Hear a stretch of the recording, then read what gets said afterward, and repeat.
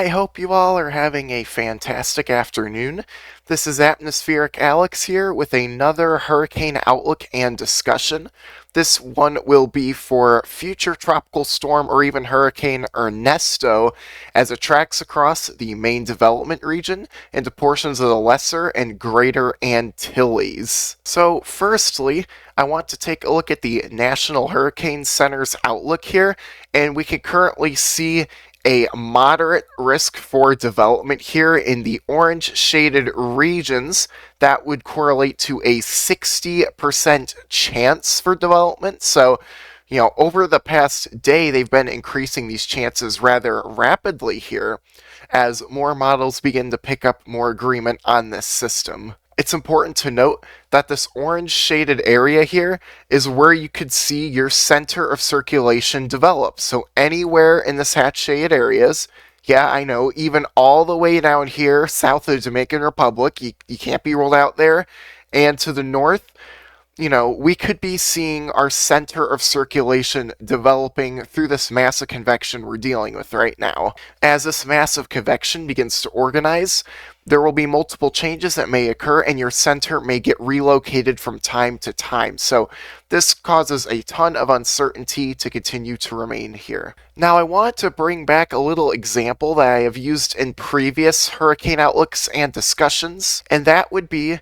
your tropical weather triangle. So what we're essentially looking at is side one of the triangle, and we're taking a look here at your sea surface temperatures, your really zoomed in view from yesterday, and you can see fairly hot sea surface temperatures across the entire Gulf here, and there is no denying just how much energy is being stored right now. You can see the majority of your areas here are between 31 degrees Celsius to 32, even 32.5 degrees Celsius, even in some of these deeper areas here. So this would correlate to upper 80s to potentially even low 90 degree waters. This is very significant, especially when I take your attention up here off the coast of New Orleans. This is really insane here.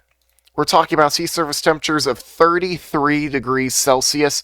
We're approaching the mid-90s in those areas right now. Now for another measurement we like to look at. This is our ocean heat content.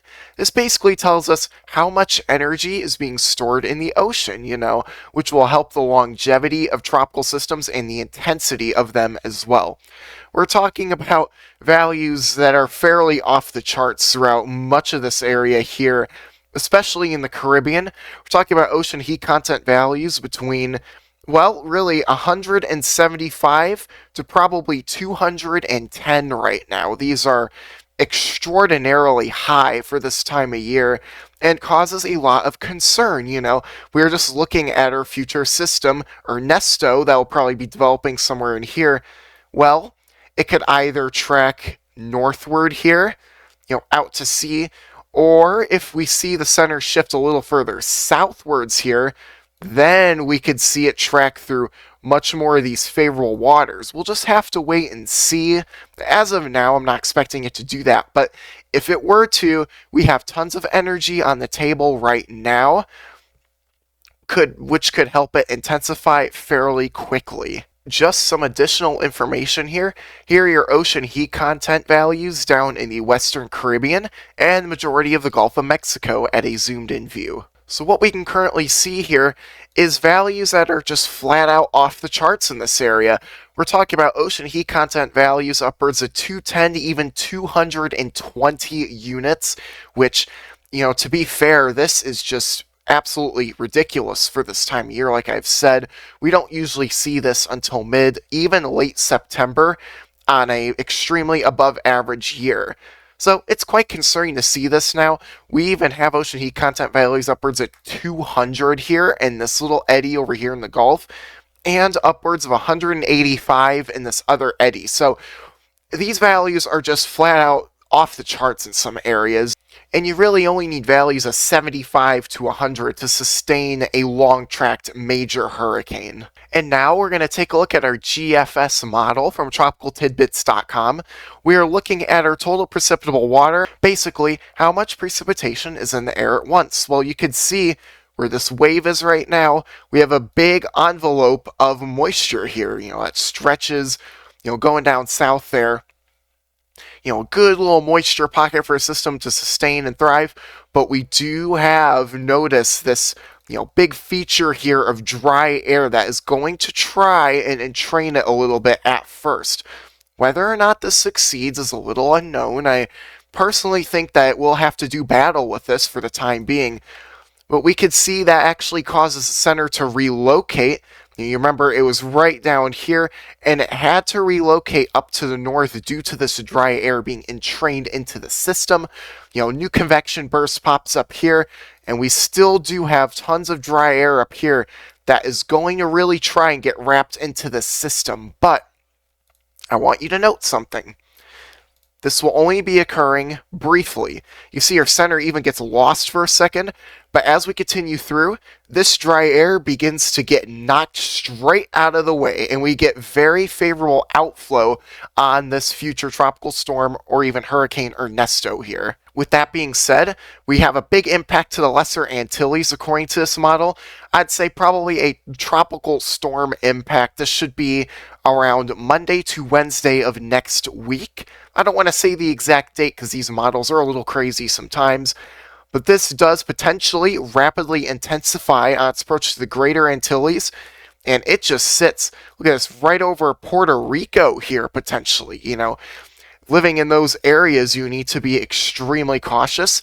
This looks to be, next Tuesday, Wednesday, or Thursday here, where we could be seeing this potentially strengthen into a hurricane as it leaves the Greater Antilles and heads into the Bahamas. I know, believe it or not, it sounds kind of far westward, but that's kind of what the pattern is favoring right now. I'm going to take you out just a few more frames to hour 180, where I'll leave you off here. You do have a ton of moisture ahead of the system here, have Ernesto potentially, but you do have some dry air upstream that could infiltrate it just a little bit. We'll have to wait and see, though. Now, that was side 2 of our tropical weather triangle. I have to remember to include this little example here, because it'll help you memorize the 3 main ingredients of what a tropical storm or hurricane needs to survive. We're looking now at side number 3. This is our wind shear forecast from the same model, the GFS model. And we're taking a look here at this. We can currently see our very strong easterly African jet here starting to develop well across southern Africa and blowing into the southern portions of the main development region. And I want you to note something really quick. So we have tons of wind shear up here and tons of wind shear down here. And it's going to create this area here in the middle known as the Intertropical Convergent Zone. And this is where all your moisture will be riding along for the next couple of months. Just thought I'd mention that, a cool little trick you can use to identify where it's located. And what we're seeing here is the center circulation. Again, getting into a bit more of a favorable environment with much less wind shear. And you can see by the time we get to next Monday, Tuesday, or even Wednesday, we have a bona fide outflow, starting to really develop around the system, which will cause it to basically breathe out and cause a protective bubble to develop, where if wind shear tries to penetrate it, it's not going to succeed too well, and the system will continue to intensify and under its own protective bubble that it has going for it. And this outflow becomes even better. And I would like to note this, though. We do have a bit of a tropical upper tropospheric trough. What this basically is, it sounds very confusing. It's not. Is basically a upper levels, low pressure system here that will be causing tons of wind shear out front of the system. And remember, tropical systems do not like wind shear. They will weaken. Their center will get tilted under this shear here. So what you can see is your outflow starts to get interrupted here. We still see very healthy channels out in the east, but in the west, we kind of have a bit of a lack of that. So this is going to undergo some fairly strong wind shear here as we go into the early to mid portions of next week. But once this exits this TUT feature here, we begin to notice A lot better, a lot more favorable environment here that begins to develop. Very limited wind shear out in front of this system here. And this is when I do expect further intensification further out. All right, and like I mentioned before, that concludes side number 3 of our tropical weather triangle. Remember, what you need for your triangle here, let me go over this again, is your sea surface temperatures down here, all right here. You have your moisture content up here, and then you have your wind shear down here. And what you essentially need is all 3 sides of your triangle to line up in perfect harmony. And what this will do is it'll create an extremely favorable environment for growth and development of tropical systems. If you are unfavorable on one of your sides here, let's say wind shear is too strong, you're probably not going to get the most well-defined tropical system. So it's extremely important to remember that tidbit there. Now, with all that aside, let's take a look at our more in-depth analysis of our surface charts here. So this is basically the GEFS model up here, your mean MSLP, basically meaning pressure, ensemble pressure centers. So what you're about to see is a bunch of Dippin' Dots all over the screen. It doesn't necessarily mean that there's going to be 30 hurricanes going towards the East Coast. No, it's every individual member of this model. So let's dive into this and see what I'm really talking about here. So we're going to start off here. So we have a problem already. So notice how your system is down here, so it knows that fact. What it doesn't know is, where's the center? Well, is it to the north? Is it to the south? Or is it just in the middle? And see, this is why you need to be very careful with trusting model data this far out, because you're going to continue to see this. Your center is somewhere, I don't know, it could be all the way up here near 20 degrees north. It could be all the way down here near 10 degrees north, or it could be in the middle. Every single one of these scenarios are forecast will lead to a different outcome here. If we have the northern scenario, this will be a fish storm and will go straight out to sea. Won't impact anybody at all. If this is a middle of the road scenario, like the majority of our models do suggest, this will likely track upwards into the Leeward Islands, into the Greater Antilles, possibly Bahama, before curving out to sea. But this would not be a fish storm. It'd be impacting a lot of people. Or we could have this really southernmost scenario. I really hope this doesn't happen. This would be the worst case scenario. This here would not feel your influence of your path of least resistance over here, just to the west of your high pressure system, where your systems want to track through. There's lower pressure there. You got your Coriolis effect of the tilting of the Earth. These systems just want to curve up to the north. Well, down here, they're not going to pick that up as much.